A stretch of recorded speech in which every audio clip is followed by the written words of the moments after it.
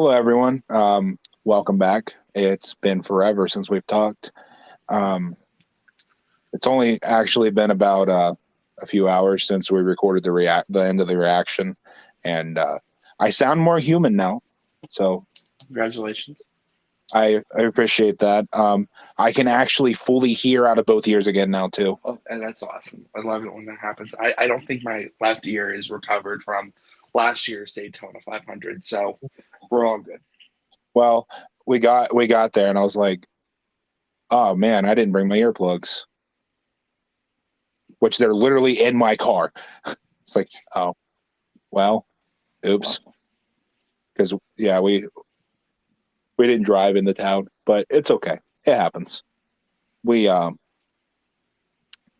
Today we were going to talk about our what if, and we were going to make predictions for the upcoming race weekend for trucks at Texas.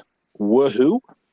Xfinity Cup at Richmond, and F1 at the Australian Grand Prix, which is probably in my top three favorite circuits.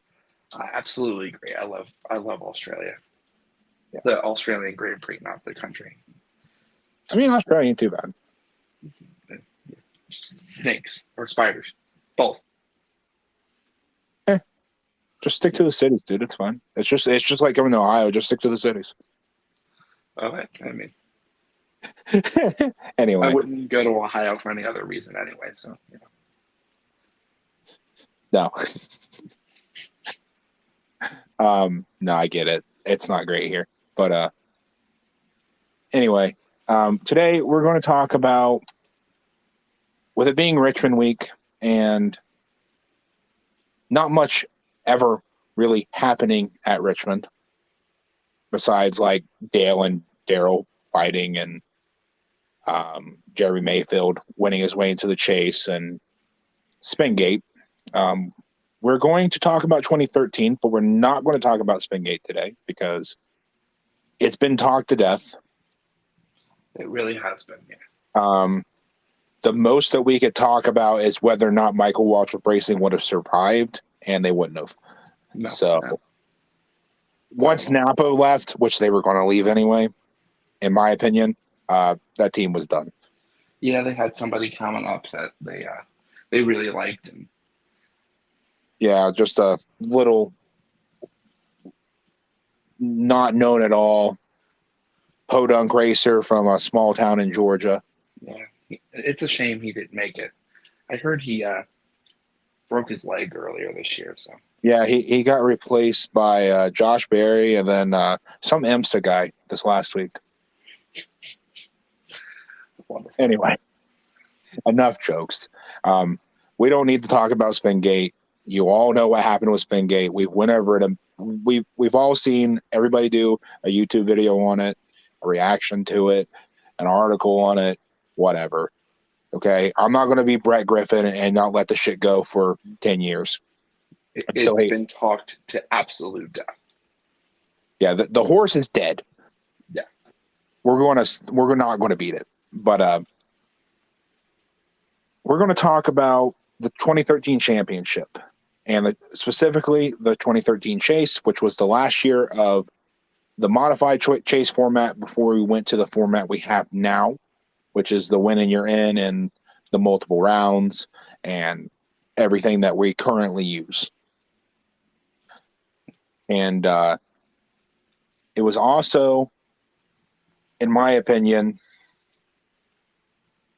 one of the last years that, that Jimmie Johnson was really on that tear with Chad Knaus through the chase, which obviously they changed the format. That makes sense.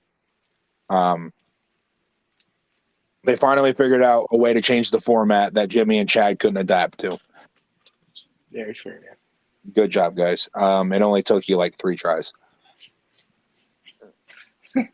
Yeah. But anyway, we're going to talk about Matt Kenseth and what would have happened if he'd had a better time at Phoenix that fall and had been able to keep the gap close enough to where him leading 144 laps at Homestead and finishing second was enough to win the championship. Because Johnson ended up winning the championship by, I believe, 16 or 17 points. That sounds about right, yeah. Yeah. And before they'd went into Phoenix, they were separated by 13 points, and they left Phoenix separated by 30. So if he'd been able to keep the gap the same it was going into Phoenix, that coming out of Phoenix that they had going into Phoenix, he could have won the championship if nothing else had changed. Obviously, if Jimmie didn't need to just finish where he finished, he probably would have ran a bit harder. Yeah, he would have, yeah. That's just the fact. But I want to talk about how Phoenix actually went, and then we'll talk about what could have happened had it not went that way. So I watched through the Phoenix race because it's been a minute since I watched it. I don't tend to rewatch races that Harvick's won, or at least not very often, just because they stick in my mind pretty well anyway. So, right, because obviously my driver won the race, but and so I went through and I rewatched it, or at least enough of it to be able to see how Kenseth's day went, because I'd rather see it myself and talk about it than just take some words on a page that someone else wrote and go off of that. So he started the day close to the front. He was running around the top 10 for like the first quarter of the race-ish. And then he started to fall back because the car was loose. Like, the car was loose almost all day. And he just he kept falling back. And then about halfway through the race, around lap 165, there was a caution. And they came down, and they had what might have been the worst pit stop I've ever seen. They weren't sure if they were going to change 2 or 4 tires, and they made an audible at the last second, and the crew looked like they were from NASCAR Ignition, and they were just stuck on the wall, like they forgot their coding to go. And yeah, it was weird. It was like it cost them, like, it felt like forever. It was probably like 2 seconds, but it felt like longer than that. And then they finally got over and changed the right side tires. But when they let the car down to go change the left sides, they let it down on the air hose. So, yeah. So Kenseth had to back up to get the hose out from under his own tire or car, or wherever it was caught. And then they finally changed the other side, and they got him back out, and he came out. It was like either right outside the top 30 or like right at it. But Johnson had also pitted, and some people had stayed out in front of him. So Johnson was only at the time like 23rd, 24th when they restarted. Johnson was able to pull back up into the top 10. Kenseth was able to get like to 11th or 12th on strategy. There was another caution. Him and some other people stayed out, and he just got ate up between the loose car and the old tires. He got ate up, and he just loose, and just could not drive it. He was very loose. Yeah. He could never really recover after that. He ended up getting trapped a lap down. When the last caution came out, he was the third car 1 lap down, and not all the lead lap cars pitted, so he was not able to get the wave around because I don't know if it was the package that year, but Bestwick mentioned it during the broadcast that the tire fall off really wasn't there that day. It was not really. Seems like that's a common theme. Yeah. But it happens. It's still just Phoenix. So you gotta temper your expectations, because some people said there's never been a good race there. I think there's been about 9 good races there, if I can be biased. Little on the nose. It took me a second to get it, but yeah. There was almost 10 good races, but Harrison Burton had the. No, it wasn't his fault. He blew a tire. I'm not even going to joke about that. Poor guy. Anyway, so last caution came out. Kenseth couldn't get the wave around. He ended up finishing like 23rd. Yeah, 23rd. And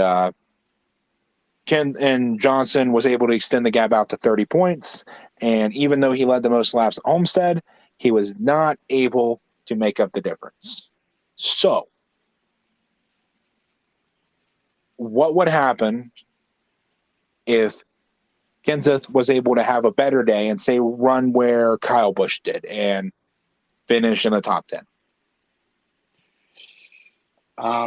It's hard to say, really, because, Jimmie is just a different animal. It's hard to say that if he had gotten the points, enough points to not be 30 back, that Jimmie would have ran the same at Homestead, because there's no way to. See, that was a lot of what Chad and Jimmie did, because Jimmie, in my opinion, was never super, super good at Homestead. He really wasn't, man. Yeah, Jimmie is really, really good. But like I said about Harvick,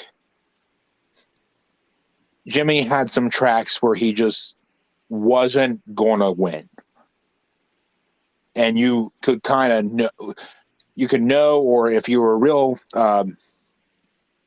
pessimistic in the late 2000s, you could look forward to those weekends, because it seemed like every other week Jimmie Johnson won, which, to be fair, it wasn't too far off. It's insane in that long 5-year, 6-year, 7-year run. Yeah, really. Yeah, it really kicked off in 2005, 2006 really where it like lit up, and the Lowe's car would win a bunch at Lowe's Motor Speedway and all that, and Dover and Fontana, and like pretty much insane at Dover. I still have no idea how he was able to win so much at Dover. It's just drivers have their tracks, man. Yeah, I mean, Jimmie has Dover, Kyle Busch has Bristol, Harvick has Phoenix, and Kyle Busch also has Richmond. Kyle Busch also has Fontana. Kyle Busch also has Fontana, a record that'll never be touched now. Right, that's very true. Kyle Busch is probably just another level, but drivers do tend to have their tracks where they're really good. That's very true. And I think personally, and I'm fully biased here, because Matt Kenseth is probably in my top 3 since I was like basically born, of drivers I got to watch. Yeah. It's probably Mark Martin, Kevin Harvick, Matt Kenseth, if I'm honest. So with that in mind, and my feelings being clear, I think that not only does Kenseth win the championship that year, I think he wins Homestead, because he clearly had the best car. He definitely had the best car. He led 144 laps. I think he gets it done. Jimmie ends up with 6 titles instead of 7, which, of course, discounts him from the GOAT conversation with Earnhardt.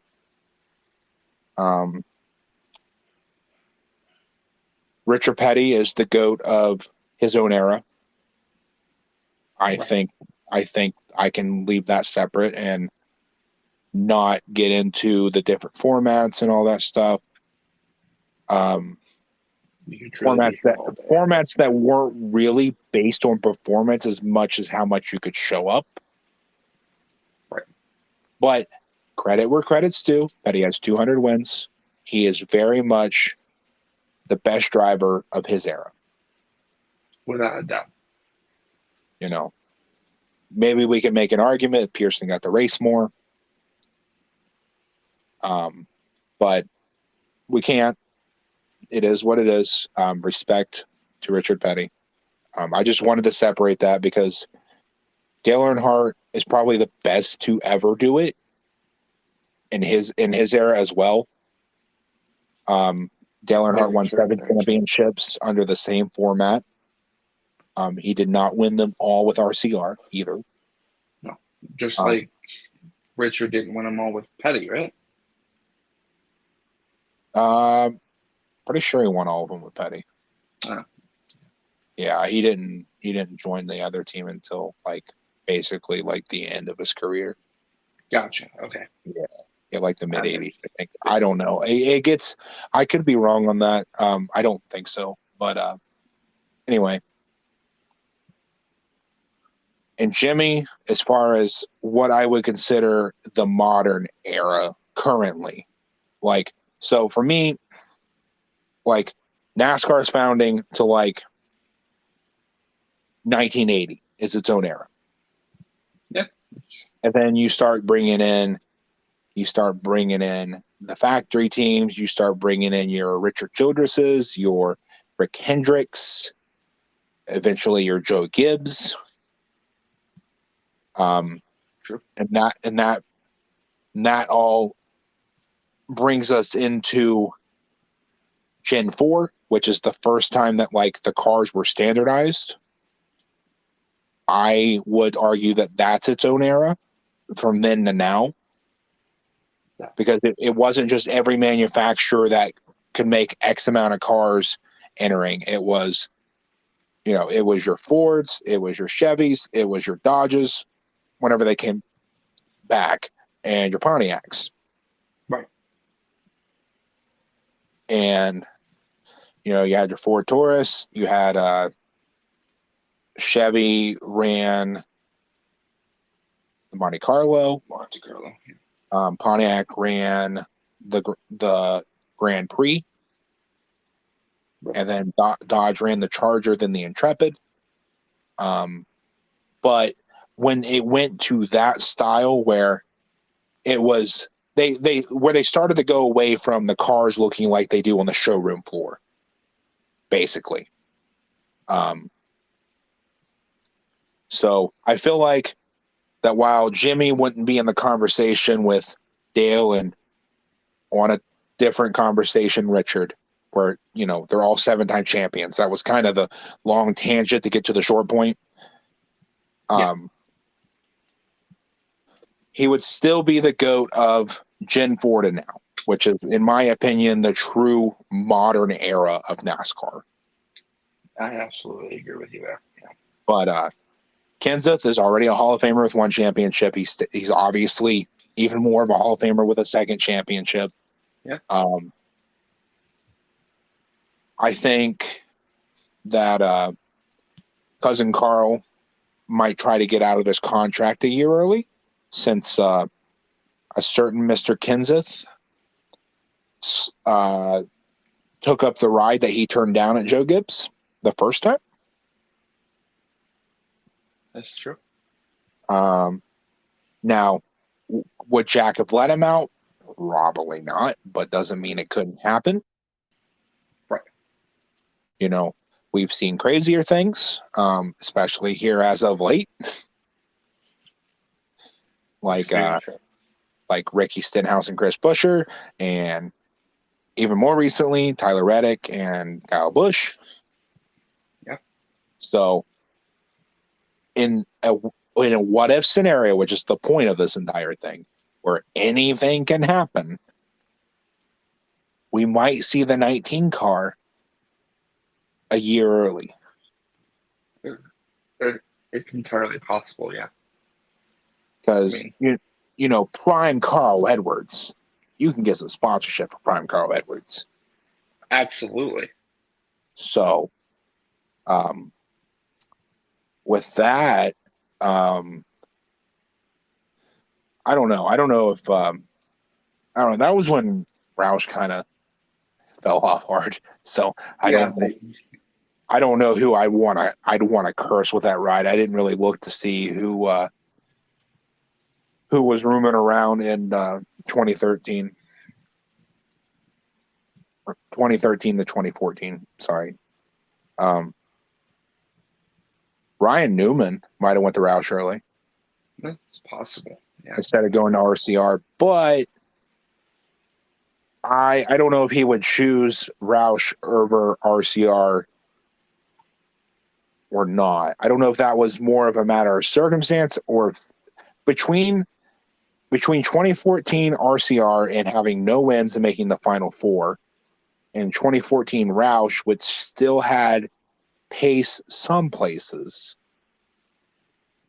And we all know how good Newman was on an empty track. I don't know. It's hard to tell, really. That'd be cool, though, to see him go to Roush early, but that means Jeff Burton sticks around for another year in the 31. Yeah. That'd be funny. It would be. Stick around. Yeah. Stick around, and I don't think he would do as good as Newman did in that car. No, not even close, but I don't know. I feel like half our conversations the past week have just been like, man, Jeff Burton, fuck that guy. I know it's like he's out here. He's out here just letting his son ride his coattails and trying to do the NBC broadcast, and he's catching strays from fucking us. Yeah, two people that really don't matter, but well, in Jeff Burton's world. That's true. I don't know. I can't think of it. I can't think of anyone else from 2013 to 2014 that would have been available off the top of my head. Except for maybe I don't know. That was Ryan Blaney early. Who knows? Mark Martin comes back for one last year. It's possible. I mean, I know Ryan Blaney's very young at this point. And yeah, I wouldn't want too young. I wouldn't want to put him in a Roush car because he's not leaving Ford. No, he's not. Mark Martin ran those fill-in races for Tony and 13, not 14. Damn it, Justin. I don't know. That'd be cool. Yeah. Bring back the 6 car. Bring Viagra back. Fuck it. Let's just go all the way. Well, the 6 car was still there. You know what I mean. Was it? I think so. Or was it Reagan? Was it Reagan in it? Reagan left in. Reagan won in 2013 with Front Row. Real? Oh yeah, that's right. Yeah. Oh. Oops. Yeah, so that 6 is on hiatus at that point. So. Oh, there we go. There we go. We solved the problem. Mark Martin comes back and runs the 6. That would be incredible. God. Mark Martin ever hears this for some reason, he's going to come beat my ass. You think I'd drive for Jack again? Which he wouldn't actually say that because, respect or something. Right. Yeah. I can't wait till we talk about Mark Martin, man. I know. We were going to talk about him today, but yeah, we were, but I want to save him for when we don't have a bunch of stuff going on. Yeah. But that'll be a good one. It really will be. We could do what ifs for like the next 2 months about Mark Martin. Yeah. I mean, just him Just the his four runner-up yeah. show. I feel like each one of those, man. Damn it, Jeff Gordon. Why'd you have to have the best season in history? The same season that Mark had the best season in history. If you hadn't been there, that's true. God damn it, Jeff. This is all Jeff Gordon's fault. It all goes back to Jeff. Yeah. It's either Jeff Burton or Jeff Gordon. It's Jeff's fault. All right, let's stop harassing retired drivers. Yeah, I feel like I'm with you. It definitely could have went either way, but in my perfect world, Kenseth gets a second championship, this time for JGR, and it really proves. I don't know. I think he might have just proved it to himself at that point, because I don't think anyone had any doubts that Matt Kenseth was a Hall of Famer. Yeah, he already had the one championship, so I mean. Yeah, and it was been nice for him to have two. Yeah, it would have been nice, and also just I don't know. I feel like eventually we're going to cover all these years of Jimmy's reign. We've already done two of them. Yeah, if a few things go differently, JGR has like 4 more championships than Jimmie Johnson does.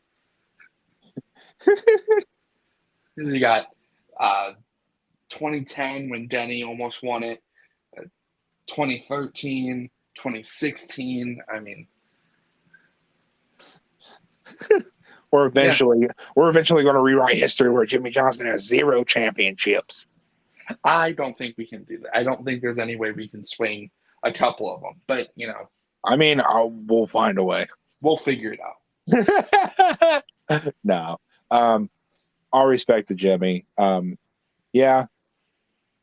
I think Kenseth won title, and the fact of just how insanely consistent he was for so long, and what he was able to do in some cars that were really, really good and some cars that were not good at all. Talking about Roush stint number 2. That's true. I tried to forget about that. Thank you. I try to forget about his year in the 42. Yeah, I try to forget anything that happened after 2017. Yeah, 2020 wasn't fair to him. A different package, no practice. Yeah. Not being able to really meet with the team because of COVID. He really could have gone out on a 1-race losing streak if he really just stayed retired. Yeah.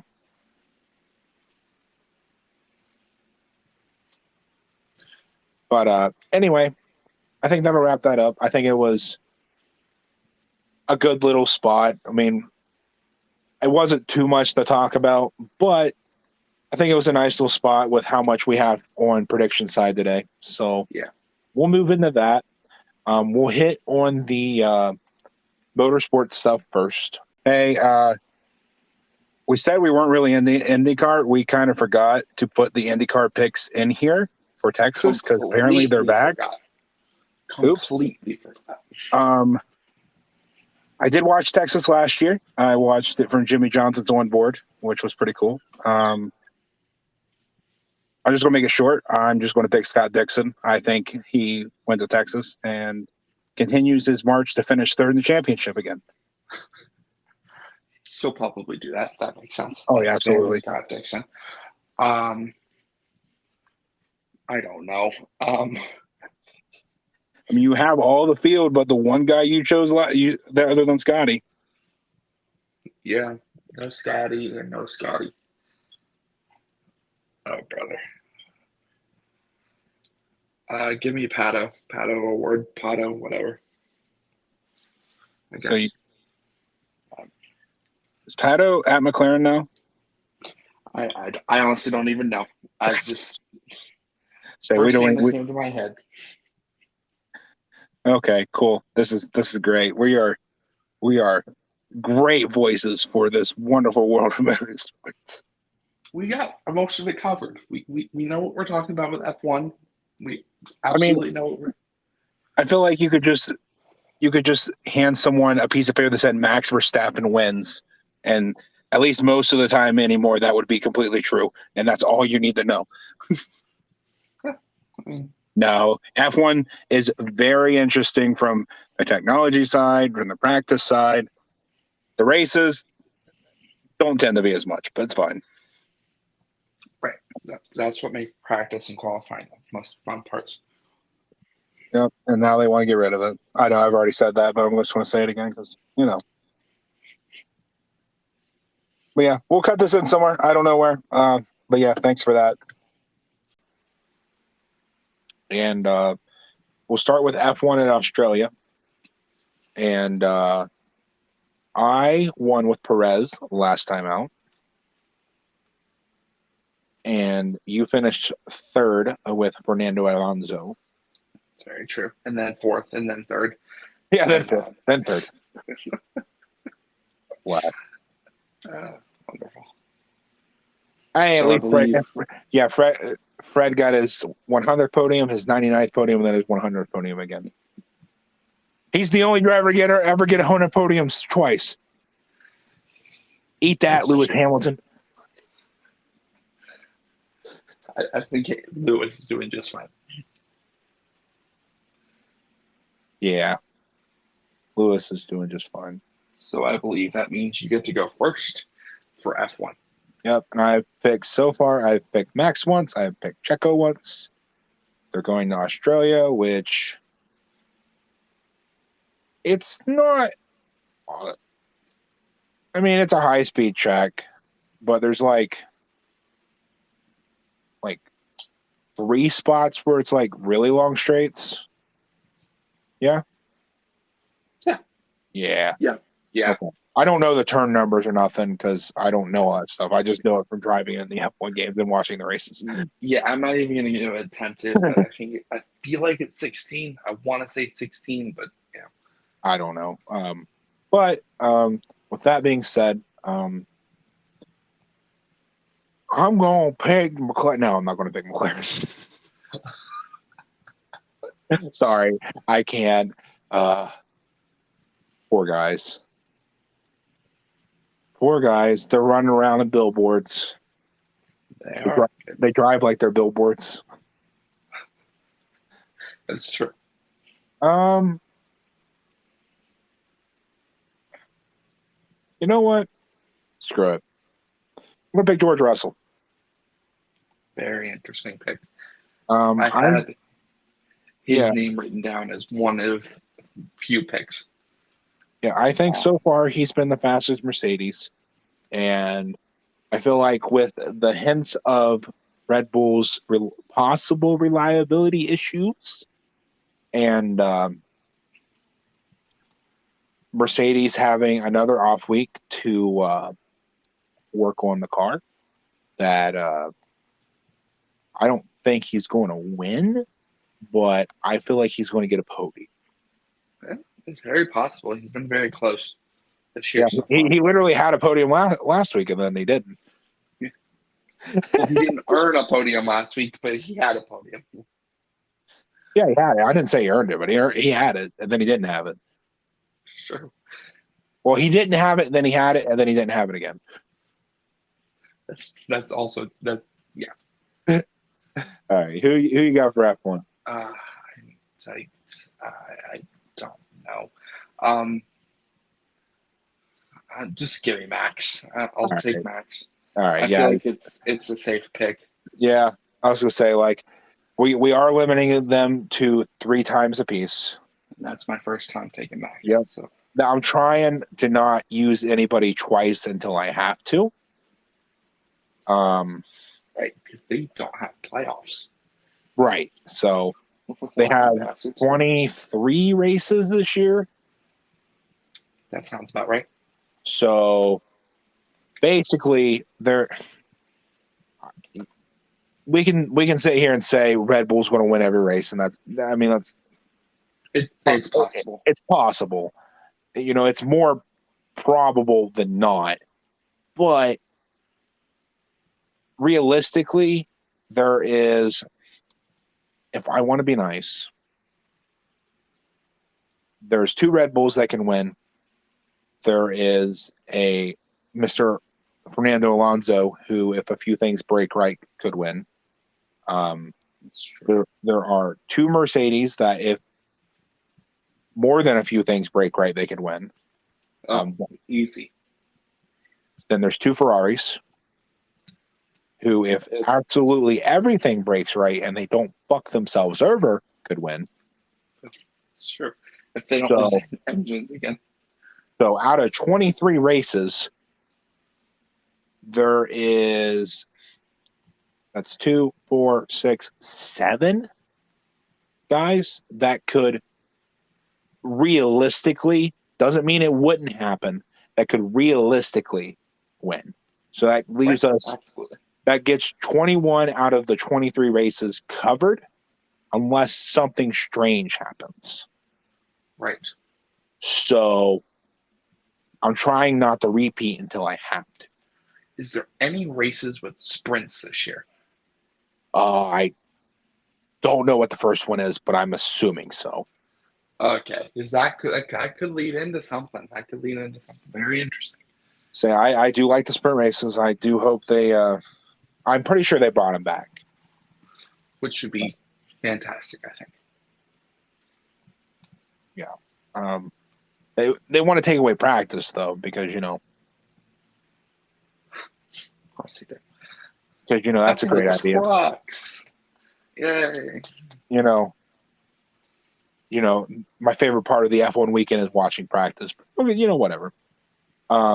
Anyway, let's move into truck picks at Texas, not Richmond. I'm going to be real honest. Probably not going to watch this race. Yeah, probably not. I may put it on.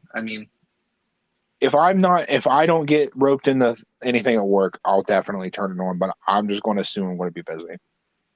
Because I seem to be busy during the time the truck race is on.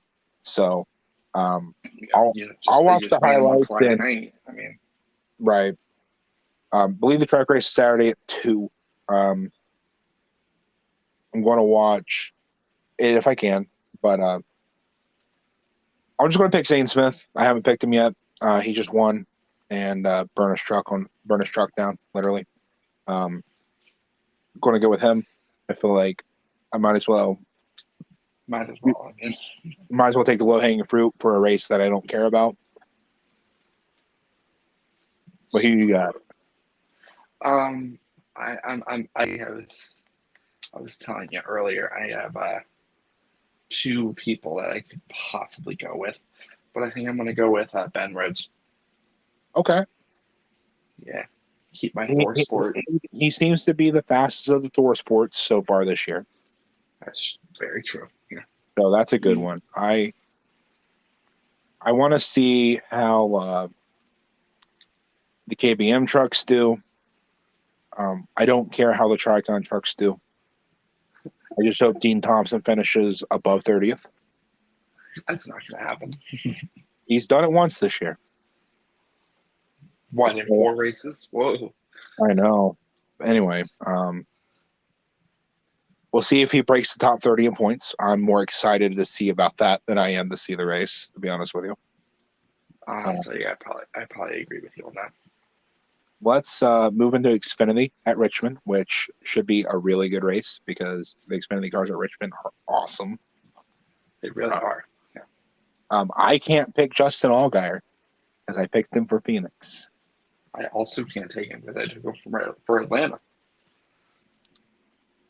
So I'm going to go with the guy that almost won there last year.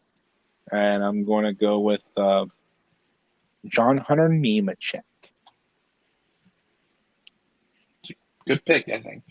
Very good pick. He almost won it last year if Ty Gibbs hadn't. Well, actually, no. Ty Gibbs just beat him. They can have contact. It doesn't. As long as it wasn't what Gibbs did to Jones at Martinsville, I don't care. I'm all for it. I agree with you there, honestly. So I think that Nemechek gets a mulligan and he wins this weekend. Who you got? Um, you know what? I'm going to take Josh Berry. Okay. Yeah. I don't think I've taken him yet, but I don't think so. I don't think so. I'm saving him for either Martinsville or Charlotte. I think it's kind of like that style, Mm-hmm. which sounds stupid comparing Martinsville and Charlotte to Richmond, but like it just seems like a Josh Berry track. That's fair. I can't remember how he ran last year there because I just don't remember anything. But that's cool. Let's move into the cup race. This one you won, so you get to pick first. Woo-hoo. And for weeks, ladies and gentlemen, he has been saying, I want to keep this guy for this very race. Yeah, So I knew. as soon as Austin Cindric beat Kyle Larson, he's like, I'm not getting it. I'm taking Kevin Harvick. Yeah, I kind of figured. Is what it is. I do agree with you. I can't make the same pick as you, but I agree with you. I think that this is going to be his bread and butter this year. I think the Phoenixes, the Richmonds, and North Wilkesboro, which is just Phoenix with an elevation change. What? Just saying, but it's true fine. though. I mean, it is. I don't know.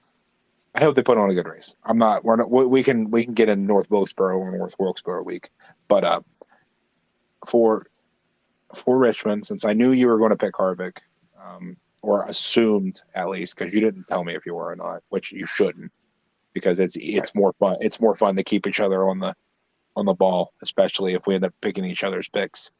Yeah, like last week.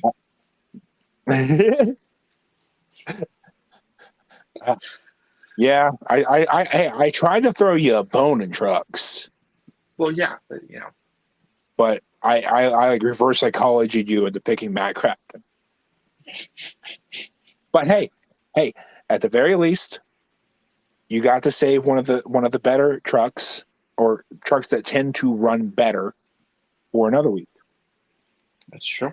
Very true. Which Matt Crafton tends to run around 10th. Nothing against Matt Crafton, but you lost your pick on a truck that usually runs about 10th, not a truck that usually wins. Right. Or runs like top 5.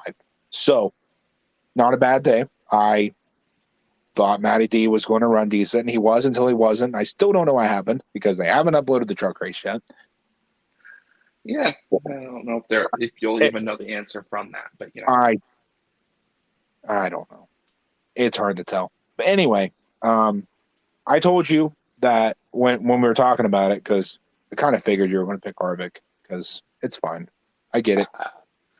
But I told you there was about 3 or 4 guys that were real good picks for it. And I went back and forth on them. And I already picked Kyle Busch, so that eliminates him. He has the most wins by active drivers at Richmond. But I'm really debating between the two I have written here even now. Neither one has really proven to me that they have like it figured out yet. But one has won this year, albeit not for points. So I'll go to Truex. I think the Toyota's got a real shot this week. I mean, It was down between Truex and Hamlin, and I think I'm going to wait till Hamlin proves that he can run up front. Yeah. He's starting off this year like he started off last year, but not like with all the pit road mistakes. Right. They're doing good on pit road, and he's just not. Yeah. So it is what it is. I am excited for the races this weekend. I But feel not like, nearly as excited as I am for the other thing. yeah, we're going to get into, and if anyone doesn't care about wrestling, this is where this ends. You don't have to listen to us.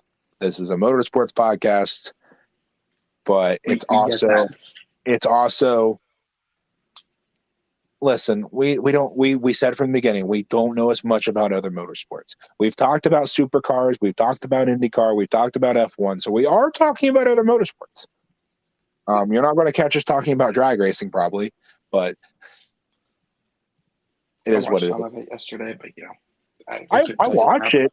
I watch it sometimes, but I can't tell you anything about it. I think it's cool as hell what they do, but I know who John Force is. I know who his daughter. I know who his daughter is. I know who Tony Stewart's wife is. Like, I know who these people are, and they're all really good, but I can't give you an in-depth analysis about a race that lasts sometimes less than 5 seconds. That's very true. I couldn't tell you the first thing about. Like, oh man, his reaction time was 0.0002. Like, I don't. Whoa. Like, cool. I don't. I know what that means, but like, that's all I have to say about it is that's cool. Yeah. So it's not really anything else to say. Yeah, and it's NHRA drag racing is fucking awesome. If you ever get a chance to go see it in person, do it. But don't expect me to give you some kind of analysis on it because just watch it. Just watch it or go. Like, that's the best thing I can tell you. It's just Hey guys, this is just a short little reaction we're going to add in here where we talk about the Hendrick appeal decision that was announced today. And we got Jordan with us today. So he's going to react with us. We haven't really talked about it yet. We're just going to kind of go into it and say what we think. So the appeals board, which was Bill Lester, a marketing manager named something Houston, and a retailer, all decided that the penalty should be upheld, but they rescinded the points part of the penalty because it was not caught at an official inspection, was their reasoning. So what do you guys think about it? Well, I, for one, think that Hendrick was absolutely given faulty louvers, and Hendrick took it upon themselves to make them non-faulty, and NASCAR had a problem with that, hence the points being given back to us. I mean, yeah, that's. It seems like it was just a miscommunication, in some ways, but I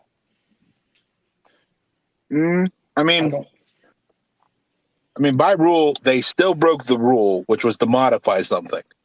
But I do agree that, well, biasly agree that since they didn't race in it, then by a technicality, yeah, which I'm happy with. I'll take a technicality, especially with how NASCAR is about this stuff to begin with. So I'll take it. But and also, NASCAR messed up with giving Chad Canals 2 whole weeks to just read a rule book and figure out what words he can use to his advantage. Right. very sure, yeah. Yeah, it's all about the rule book, and that rule book's going to be changed quite a bit. I have to wager. Man, Probably a good wager. Given the points back, that will put Alex Bowman back in the lead By 15 points, yes, sir. And I don't know where my driver Kyle's going to be sitting, but it ain't going to be in 32nd. I can tell you that. Right. Yeah. William Byron got his 10 playoff points back. Yeah, he should got his playoff points back too. He should be back at 13, and Larson should be at 1. Which is scary at this point in the season at 13. Yes, he's going to probably be the regular season champ. As of right now, yeah. Yeah. I don't know. Bowen's been more consistent. Oh, Only time he didn't finish outside the top 10 was because of Chastain. Yeah. Well, Bowman should have finished second Sunday as well. This ain't a reaction podcast to the race. This is but it's just more of a celebration that, hey, three guys that are fans of Hendrick guys are really happy about the news that they got their points back. Yeah, we don't give a flying F about fine. Fine, we'll pay you $500,000 if we have to. Just give us the points back. Hey, at least we know it's $1,000 per point. Yeah, right. But that's the price. That's the price point. So if anyone else can afford it, then let's go. Right. So, as well as you got to look at colleague, and they pretty much have got to be the same. The same thing has got to happen to them. I hope so. I hope that theirs isn't different for some stupid reason, because that would just fuel the it's rigged for Hendrick stuff even more than it already is. The internet would explode. I would assume Chris Rice is on a phone call right now with Rick and Chad and be like, "What did you guys say? I need your guys' arguments." So I feel like at this point they're going to be like, hey, we let Hendrick go without taking points. You have your points back. It also depends if they use the same people for the appeals board, because it does change. But it's going to look real bad, even with the new appeals plan. Because the first thing that whoever's leading colleagues' argument, it's going to be right. Hendrick was under the same thing, and this is what happened to them. So, you have to rescind our penalty as well. I hope they do. I don't want. Hell, I barely want to deal with the internet to begin with, but I'm not going to deal with that if their penalty doesn't get at least the points doesn't get knocked off there too. Yeah, but all said and done, I really and truly, I do think Chad was not lying about the louvers being the wrong specs, and from what Chad said, they reached out to NASCAR. NASCAR wasn't clear and concise of what they was allowed to do, so Chad took it upon themselves, the crew chiefs, the engineers, said, well, we have two options here, boys. We run these faulty louvers and get penalized, or we modify them the way that they're supposed to be and correct, and we still get penalized. What are we going to do? And let's say we modify them, and they go unseen, and now we're running a louver that's part of the CAD drawing, and that's that. Or do we run these faulty louvers that don't fit and may or may not cause a performance issue within our cars? Yeah, because in my knowledge and my years of watching, if a team's going to cheat, I don't think they just going to throw all four cars under the bus like that. Yeah, you put them on like one. Yeah, unless you know for sure you ain't getting caught. So if they're cheating, there's no way you throw all four of those things. That's just too big of a risk. Yeah, that's fair. So even when Toyota got caught with that tape last year, it was only half the cars that got caught with it. Yeah, but also only half the cars got inspected as well. So. Well, I mean that's true. But they could have went back and got the other two. Yeah, they really wanted to. Know, but yeah, the two Joe Gibbs cars that they looked at, they both had the same extra amount of wrap on top of the extra tape or whatever. Yeah, the front fascia that they had. Yeah. So there's some extra tape on the side. Yeah, that's what I explained it to somebody who's fairly new in NASCAR. He's like, "Well, they had to be cheating." I was like, "Look, man, as a team, you're not going to cheat. You're not going to throw a part like that on all four cars unless you're about 100% positive you're not getting caught." Yeah, exactly. Yeah, I think that's about fair. I think that's about it. Honestly, I mean, that's all the news we got. We'll get other appeals announcements in the next couple of days. Hamlin should be coming soon. Colleagues should be coming soon. Yeah, I think both Hamlin and Colleagues are next Wednesday. Yeah. Has anything been said about Daniel Suarez? I probably missed a lot of Twitter on my walk down to my car. I didn't see anything yet. Let me.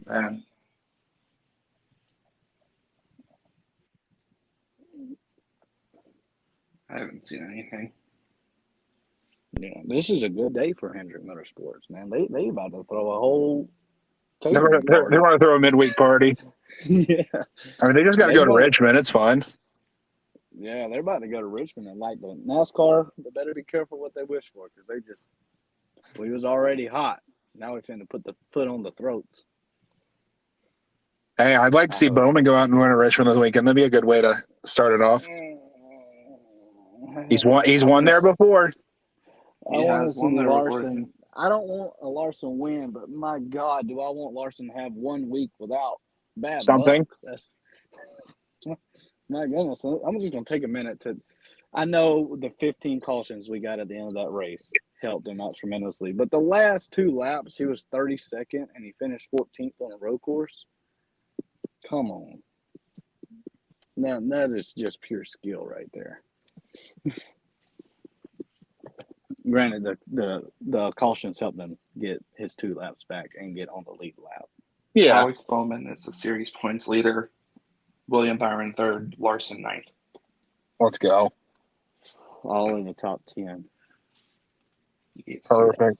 I say we just wrap it with that, and we'll see. We'll probably talk about what the reaction to the race is Sunday about Suarez's once his gets announced and stuff. So we'll go from there on that. But as far as this, I think we enjoy the day. We celebrate, which Chase never got penalized, but the team did. Let's celebrate the Hendrick boys getting their points back.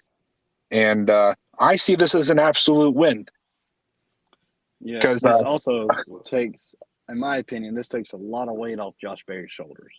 Because now he can be more relaxed in the car without trying to overdrive it, trying to get the best position possible to get as much points as he can because the 19 is going to hold. Right. So I think we see a much more relaxed Josh Berry on Sunday and possibly another top 10 finish. That'd be awesome. Yeah, I would love awesome. At this point, I would love a 1, 2, 3, 4. As long as the 48's first, I don't care. Yeah, at this point, yeah, just any 4, you know. Yeah. But I know as in Elliott's shoes, he probably don't want to see the 9 car in victory lane. No, probably not. So, but yeah, I think that'll wrap it. Appreciate you talking to us, Jordan. Yeah, I always appreciate y'all having me on. Yeah, and I don't know where this will go in. It'll probably go in either right before predictions or right after it. So we'll see how it goes. But yeah. But anyway, if you choose to tune out now, I understand completely. Appreciate y'all for listening. But we're going to get into our picks for the WWE paid live event or pay-per-view if you're, for some reason, not just subscribed to Peacock. Which would be everybody, not America. Well, we got WWE TV, too, outside of the States. That's true. But I did find out, at least on Spectrum, I don't know about other satellite providers, you can still pay $50-$60 for the pay-per-view. Which makes sense, which is stupid, but you can do it. Hey, if someone is, listen, I'm glad that it's available. I don't blame them for charging the price they've always charged for it. If someone is that out of touch with the internet that they're going to spend $50 to watch an event you can spend $5 a month to watch, that's on them. Right. With that said, let's get into the announced, confirmed, on the card matches for WrestleMania 39. 39. And they don't use Roman numerals or anything. It's just 39. They used to use Roman numerals, but then once it hit 30, Vince McMahon said that it makes it look old. Okay. It is old. It is old. So are It's been going on for almost 40 years. Okay, whatever. We don't need to talk about Vince. Or No. we might talk about Vince later. We don't need to talk about Vince right now. No, not at all. So I didn't put these in order of when they're going to happen as far as what's been announced. We only have like an idea of what like 4 we- matches are this weekend. Yeah, we know what's opening the show on Saturday. We know what's ending the show on Saturday. We know what should be opening the show on Sunday and what should be ending the show on Sunday. Because I don't think anything else is going to close the show on Sunday. No, which we can also put the Edge Balor match in night 1, but I don't know where it'd be. Yeah, I'm sure tonight on Raw they'll tell us when the matches are. We'll get some more stuff on the card. We're recording this on Monday. This probably won't come out till Wednesday or Thursday. I think we're going to wait until the Hendrick appeal. Yeah, the Hendrick appeal comes out. Jordan is going to react to that with us. That should be cool. I don't know where that'll go in here. It'll probably either go at the beginning before everything or at the end after everything. So I'll probably just put it at the beginning, make it easier. Which makes sense, yeah, because that's going to be the big news. Well, also, I just told people that they could stop listening. So. Oh, true. Very true. Yeah. So. And it's also the biggest news of the week. Yeah. So. Regardless of what happens. Yeah. So we'll start the show with that. And then it'll go into everything that you've already heard, which if you're hearing this again, whatever. This is whatever. We're having a good time. Right. But this is not an order of a card appearance, but if we know where they are on the card, we might comment on it. I want to start with the Intercontinental Championship, the triple threat that wasn't supposed to be a triple threat, but then turned into a triple threat because Gunther decided to interfere. Yeah, it wasn't his brightest moment, but Well, it was going to end in a draw anyway. That 10 count was super quick. It was, yeah. Which, honestly, I was there for because they're really good at working with each other. Like, they went blow for blow. Like, that looked like a Fast and Furious fight scene. Yeah, they are meant to wrestle each other forever. Yeah, but it was very much one of those things where, like, and The Rock's and Vin Diesel's and Statham's contracts that they have to get the same exact number of hits in the fight as the other person. Right. That's actually in the contracts. Also, that they can't lose the fight straight up. It has to be to some other extenuating circumstance if they are to lose. Like how in, I think it's the first one with Statham is Furious 7. Sure, I You don't know. No idea. I've seen all of them too many times. Anyway, he doesn't lose the fight because Dom beats him. He loses the fight because the parking garage collapses. Okay. And Dom gives the iconic line of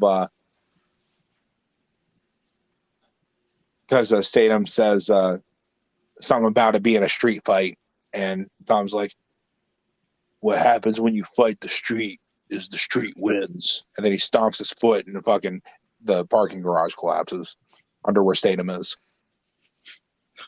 That's ridiculous, but I love it so much. That's probably why it was so easy for me to get into wrestling. Probably, yeah.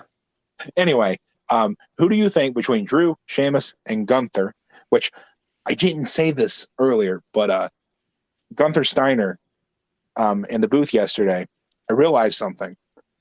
He doesn't look like his brothers Rick or Scott at all. Which is ridiculous. I don't know what happened between the... I think Gunther might be the milkman's kid. It's possible, yeah. I don't know, man. I'm sorry, that joke's terrible. It really is. It's a real dad joke.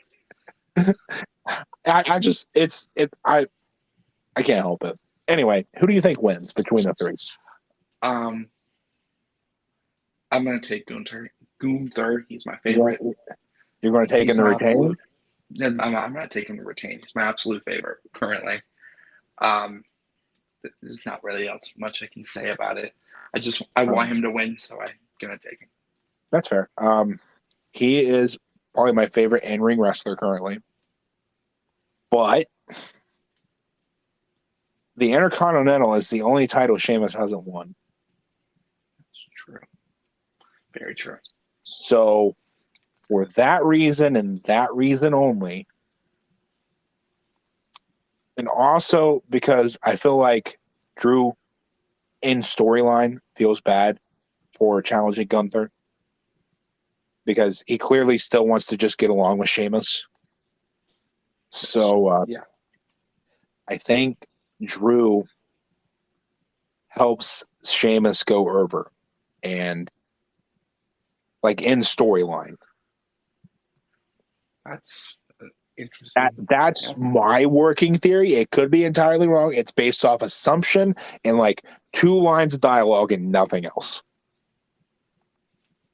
So if I'm wrong on it, I'm wrong on it. Anyway, we'll move into the men's tag team titles, the undisputed titles. It's the Usos versus KO and Sammy. If I don't know if they announced it, but I'm pretty sure this is opening night 2, or it should be.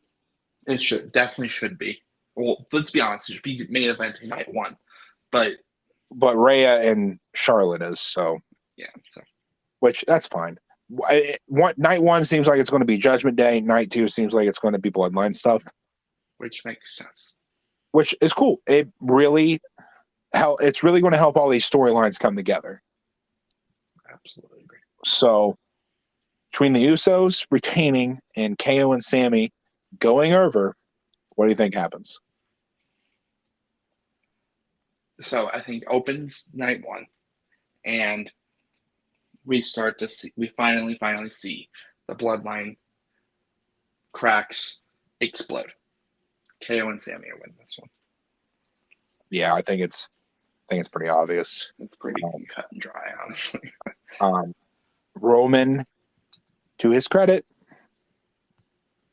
I still don't like him, but to his credit, he is playing the paranoid leader very, very, very well. Jay accepted this challenge, even though he wasn't supposed to. I feel like Jay is coming from a place of emotion that he's directing towards Sammy that is not actually Sammy. It's very obvious that it's directed towards Roman.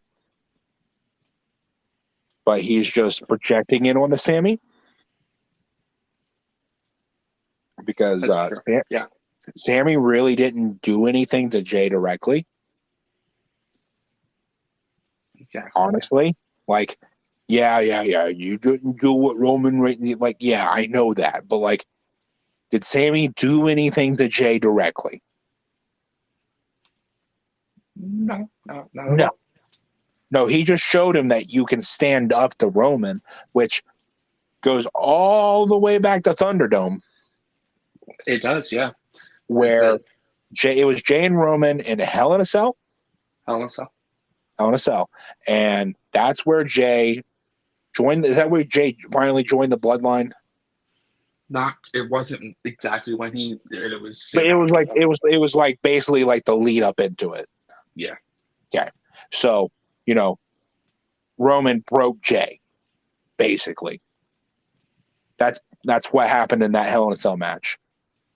And since then, Roman has used Jay to do whatever the fuck he's wanted. Call it a test, call it a Roman telling him what to do, call it whatever you want. But Sammy showed Jay that you can stand up to Roman Reigns. And I think it set something off in Jay that made him really, really angry. And instead of doing what he should have done, which was, obviously taking it to Roman, he projected it on the Sammy because I don't know if he's still scared of Roman. if he thinks Roman is this unstoppable force still, because that's what it seems like. Yeah. But I think him accepting that challenge bites him in the ass, and I'm just really excited for the Bloodline storyline stuff. I know. I can't wait. It's going to be awesome. But anyway, we'll move into the women's tag title. Got Damage Control versus Becky and Lita with Trish. What do you think? It's a 6-woman tag. It's not for the titles. Oh, it's a 6-woman tag? Yeah. Is it not a title? Is it a non-title? It's non-title. Oh, it's non-title? Oh, I'm sorry. I thought it was for the title. Yeah, it's 6. Oh, it's non-title? Oh, well, my prediction's wrong then. I thought it was for the title for some reason. Okay, so it's which would make sense, but Okay, I didn't know that.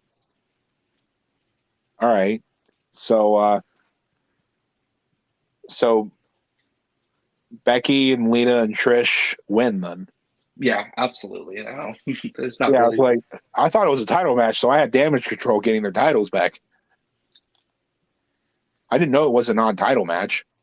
Yeah. Oh, oops. Well, not really much to say about that. I'm glad to see Trish.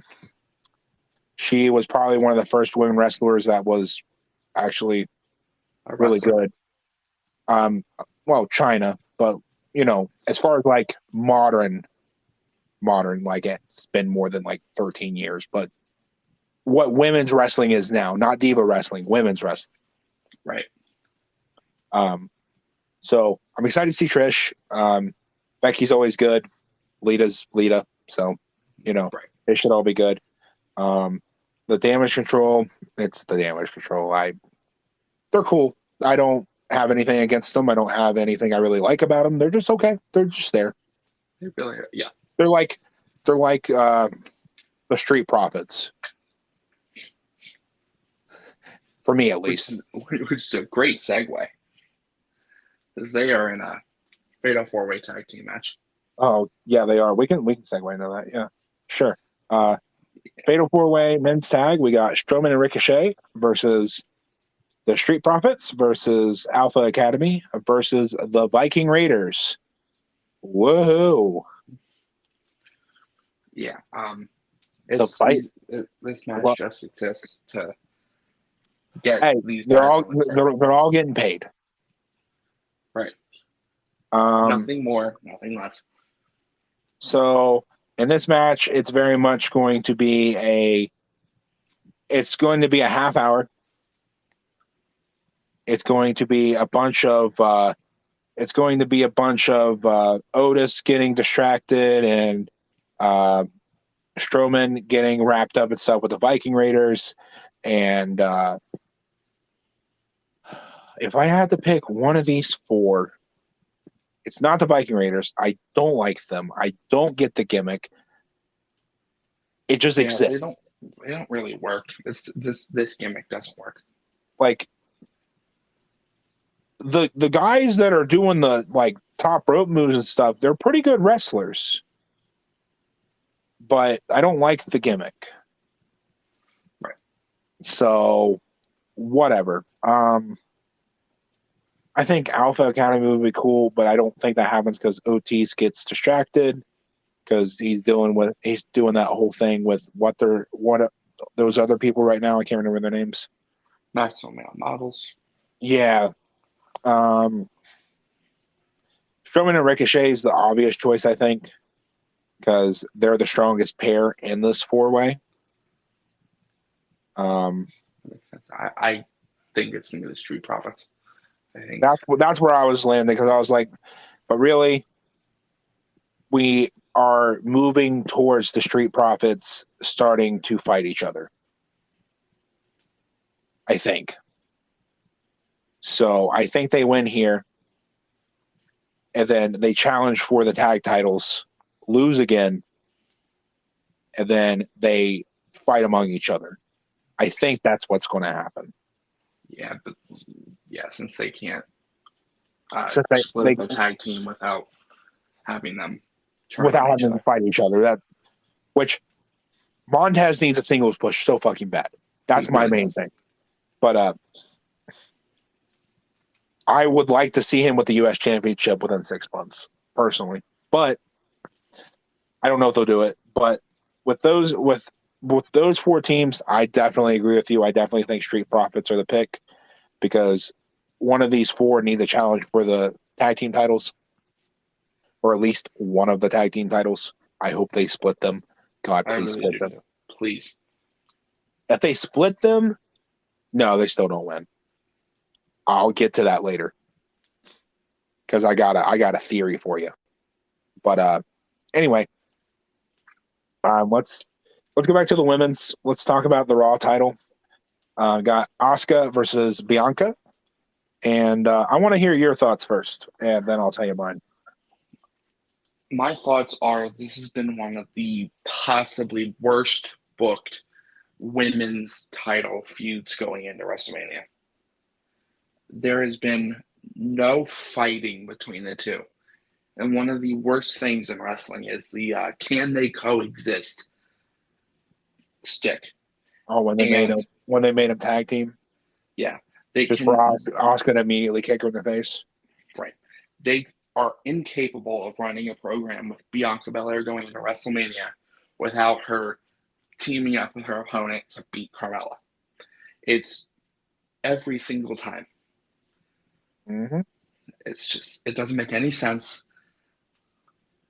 But if I have to pick a winner here, I'm going to take Asuka. Yeah, I think Asuka's getting pushed in a way she hasn't before, or at least that I haven't seen before, because I've only been around this stuff for not even a year. So I'm going to pick Asuka too. I hope the EST reign ends. It's time. It. In my opinion, it's a little bit past time, but it's beyond time. But anyway, so we'll pick it. We'll go straight from that into the SmackDown title, which it's so nice to be able to call them by their names and have 2 different title matches. Yeah, I'm just not a fan of what Vince did with the men's titles at all. Anyway, let's talk about Rhea and Charlotte, which surprisingly is the exact opposite of the Bianca Asuka build. That's true. It's like if you could do things more of the opposite ways between the two, I would applaud you because it doesn't seem possible. At first, I'll admit, I was skeptic. I thought this was just going to be some cheap heat, and there wasn't going to be much of a build-up. But then they beat the shit out of each other, which I very much enjoyed. That was fucking awesome. The fact that they actually let them fight each other, and they actually made it to where the women were fighting off everyone that was trying to pull them back, like physically destroying them, was fucking awesome. And yeah, it's still cheap heat. I don't give a fuck. I'm here for it. I am fully on board with this. I am still a firm believer that Charlotte does not retain the title. I agree. Yeah. This rematch of 3 years ago, the rematch of WrestleMania 36, I guess I would be the better way to put it. I think ends with Rhea or Mami holding the women's SmackDown title, which is important for. Let's see, what do we got? How long till we get there? A few more. It's important for when we get to a couple more matches later because I still got that theory I need to run by you about some storyline.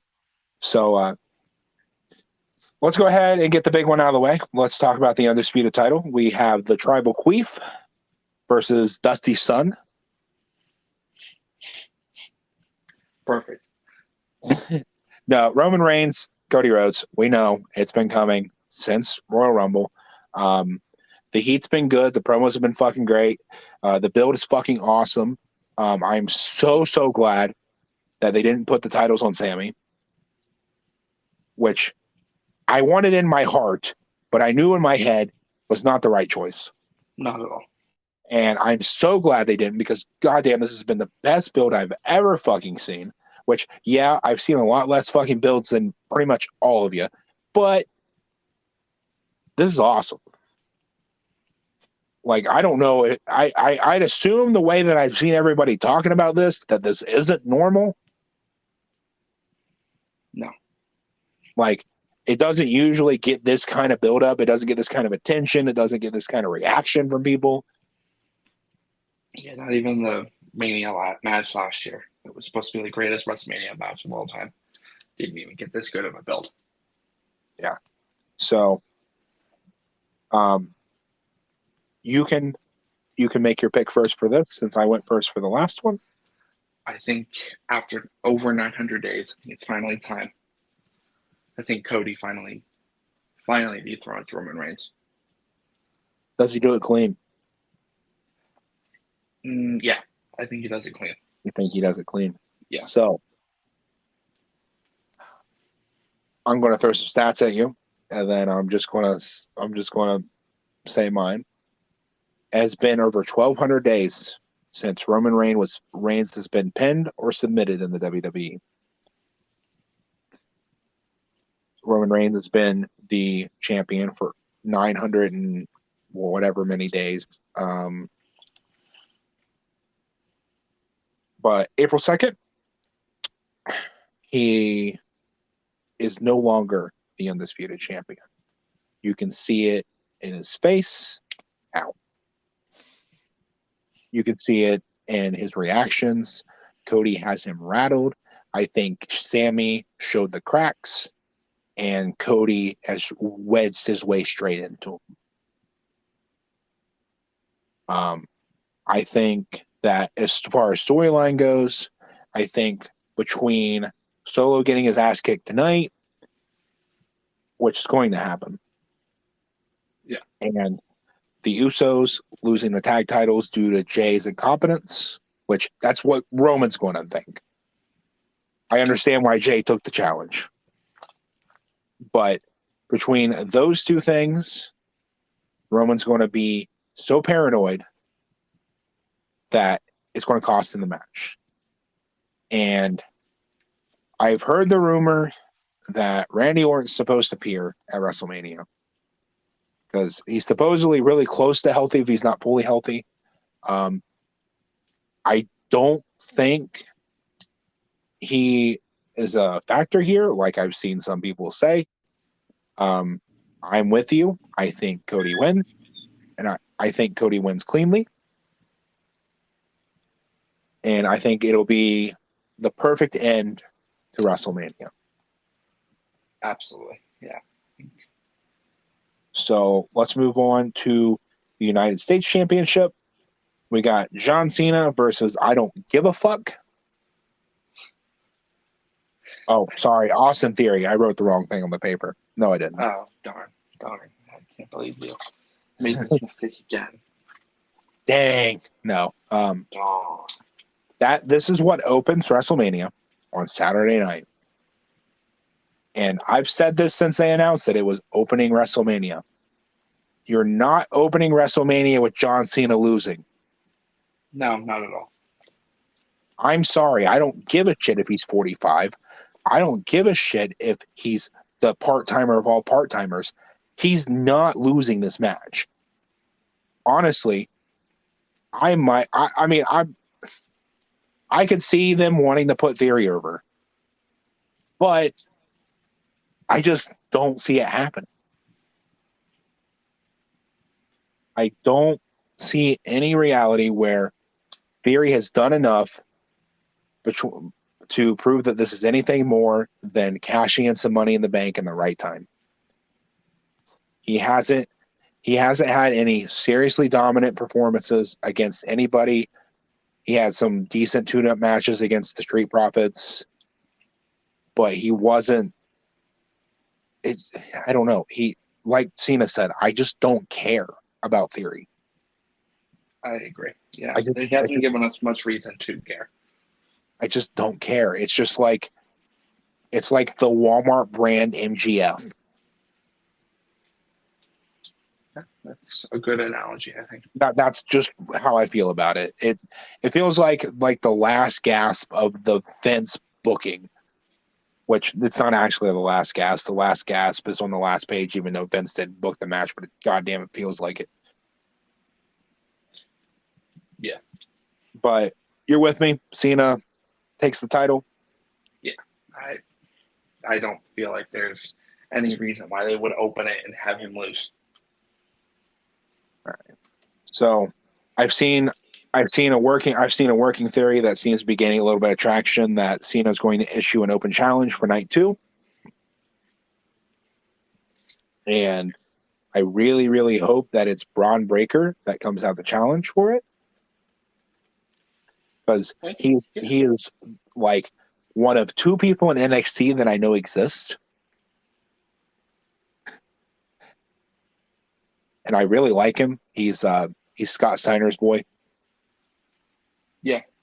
I like him a lot, but I hope that's where they go with it. I don't know if they will, but I hope they do. Now let's get into Rey Mysterio versus Dominic Mysterio.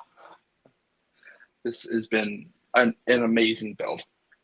This might be the best build outside of the Cody Roman build. Right. I don't know what's going to happen. I just wrote 3 question marks. Yeah, I think it's going to be Dom. I think that I don't know if this is a retirement match. I really don't.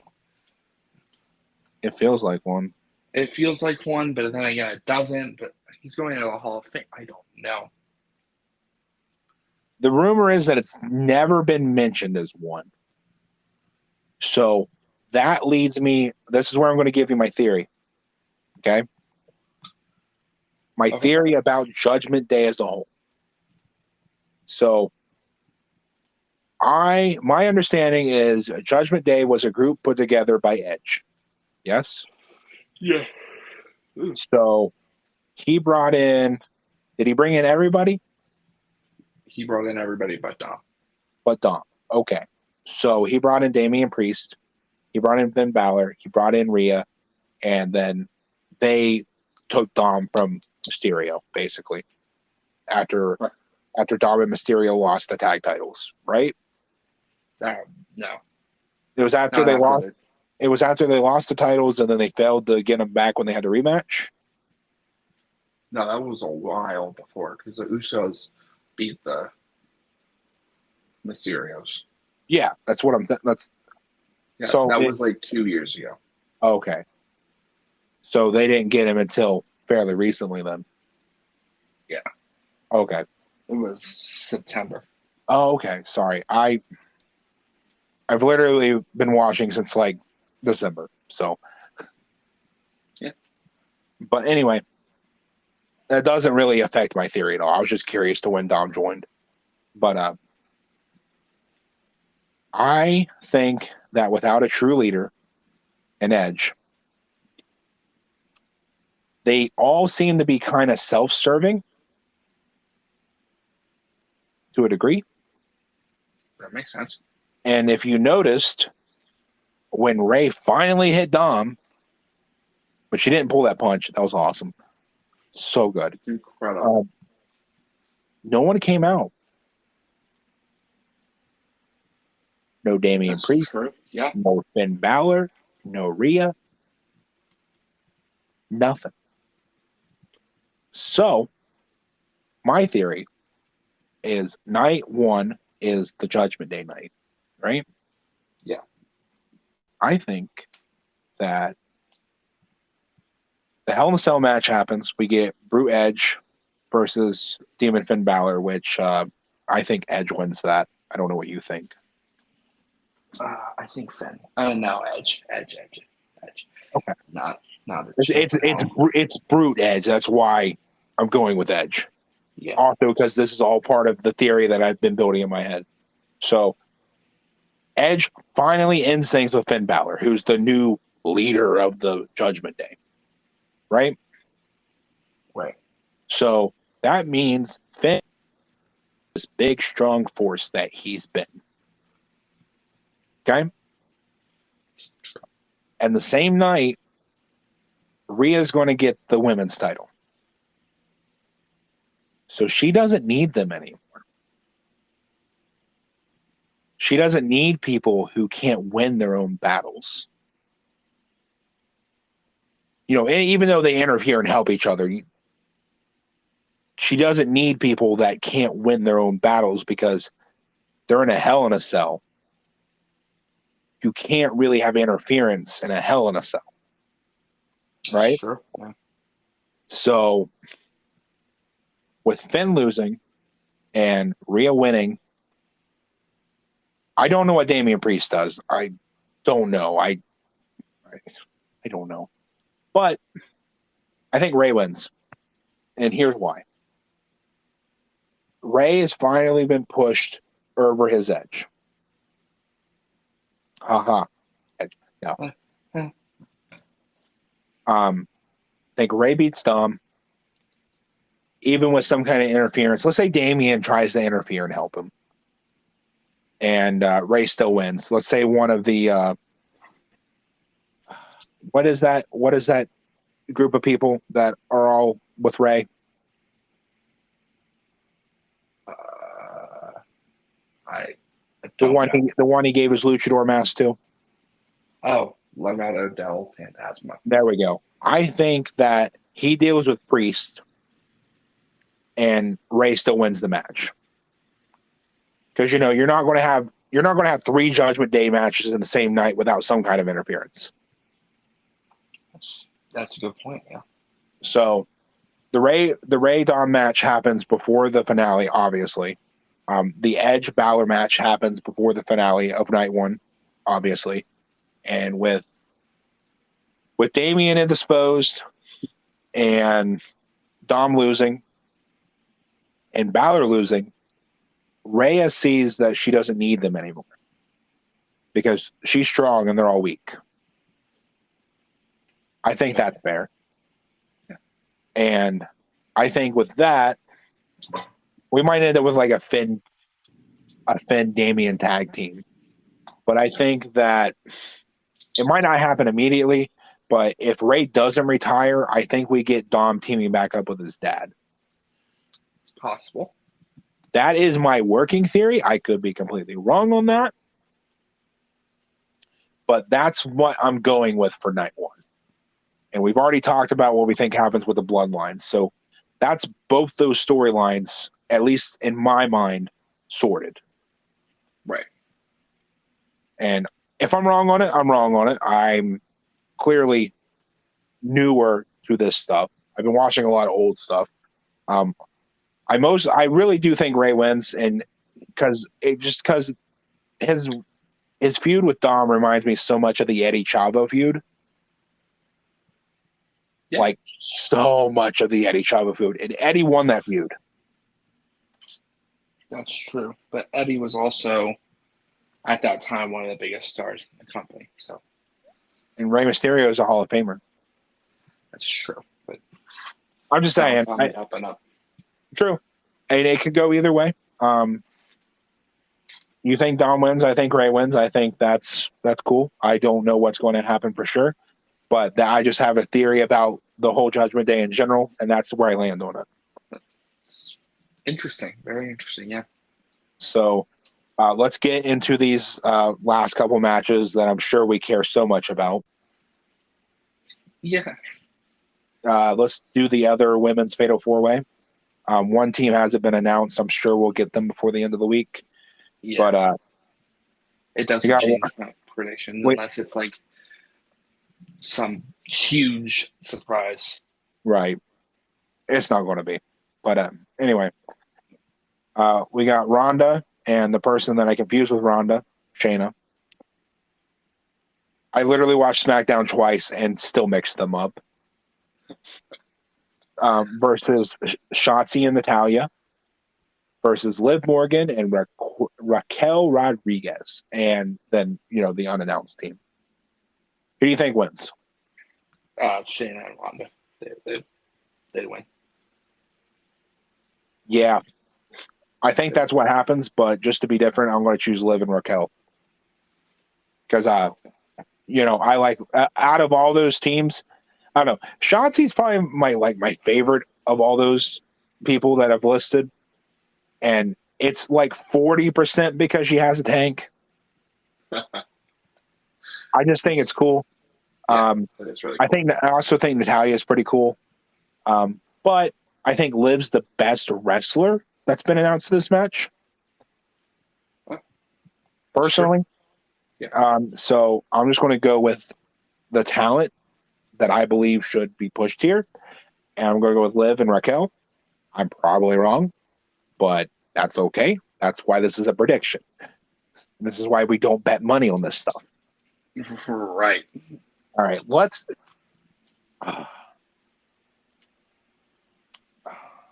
Actually, between the last two, I'll let you pick which one you want to do first. The one that I think is going to be better. Seth Rollins, Logan Paul. Okay. Who do you think? What do you think on it? Well, I think the build has been pretty good. I mean, not Cody Roman level, not even close. It's definitely been decent though. Yeah, it's been a slower burn because Logan eliminated Seth from the Royal Rumble. So honestly, I think it's going to be Seth who gets the win. Okay. I'm going to pick Logan, and that's just because they are, or at least the rumor. I'm going off a rumor I heard, so it could be wrong too. But the rumor is they're really pushing for a Logan Cena match for SummerSlam. And I feel like the only way that they get that match is if Logan goes over.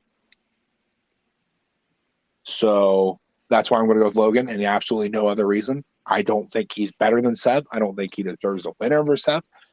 But he gets good reaction. He's decent on a stick. He's actually a pretty good wrestler. He has no business as being as good as he is.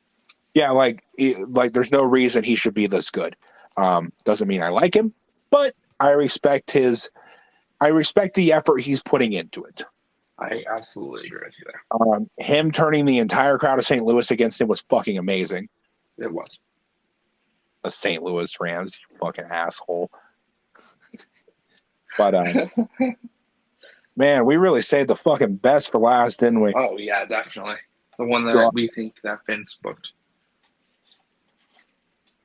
Oh, okay. Omos versus Brock. Why? I don't know. That's my prediction. Why? Legit. I legit didn't put anything on the paper but their names. I'm not picking a winner. Fuck it. I don't care. My prediction is, why is this happening? You know what? I'm gonna join you there, even though I have a name written down. I'm gonna join you. Yeah, it makes just no why? sense. It doesn't make any sense. Like, I hope it's a decent match. It's gonna be a bathroom break for me. That's fair. Well, depending on when it is, of course. Yeah, it's like, I don't know when it's going to be. I hope. It could be right after a Fatal 4-Way, which is my bathroom breaks for this. Yeah. So, I don't care, but I really wish that it didn't say directly on the WWE site to not send them suggestions, like on their contact page. Because I went and looked because I wanted to send them a suggestion. I wanted to suggest that we take MVP and we tie him up, we put him in the bucket of Brock's tractor, and reenact the Judy Bagwell on a forklift match. Incredible. I think that would make the match good. I think you got a point there. Yeah. I do think that it's very obvious what's going to happen with MVP being there. But I'm not making a prediction because I don't care. I think it's stupid. I don't think Brock needs a push. I don't think Omos deserves whatever the hell this match is, because it doesn't lend itself to what his skills actually are. I'm not a fan of the squash matches that have led up to this. I'm not a fan of their in-ring interaction. I'm not going to be a fan of the weigh-in tonight. I just don't care. Yeah, weigh-ins are so somehow way overdone, even though that they don't even do them that much. Well, it's other combat sports rely on them, and they do them all the time. And not to compare WWE to UFC, because UFC is real wrestling. In layman's terms, it's actually people beating the fuck out of each other. Yeah. Like I'm sure people beat the fuck out of each other in, WWE, especially if you have to fight Strowman. But sorry, I had to. But all good. But legitimately, it's two people going in there trying to knock each other out. It's not two athletes going in there trying to work each other over and put one or the other over. That's very true, yeah. They are different skills. They take completely different skill sets. But I will say that the UFC uses weigh-ins as their promos. That's true. Because they do the face-to-face, and they do the weigh-in with them right next to each other, and then they do the press conference. Yeah. That's their version of a promo. We don't need to do that. We don't. Not at all. And I think it's stupid. I agree with you there. But with that said, this has gone on for at least an hour and a half, not even including the Hendrick news when we put it in. So we should probably wrap it up here. Anybody who stuck through the WrestleMania predictions, congratulations. I don't have anything to give you, but thank you. You'll hear this probably either Wednesday night or Thursday, depending on how busy I am Wednesday night, because I'm waiting on this news. I will be recording my reaction to this news with Billy and Jordan, and then I'll be putting the podcast together when I have time. It'll either come out Wednesday night or Thursday morning. Hope you guys enjoy the races this weekend too. Hope you enjoyed the podcast. And if you have any interest in wrestling, this is the best weekend to watch. It is. Definitely is.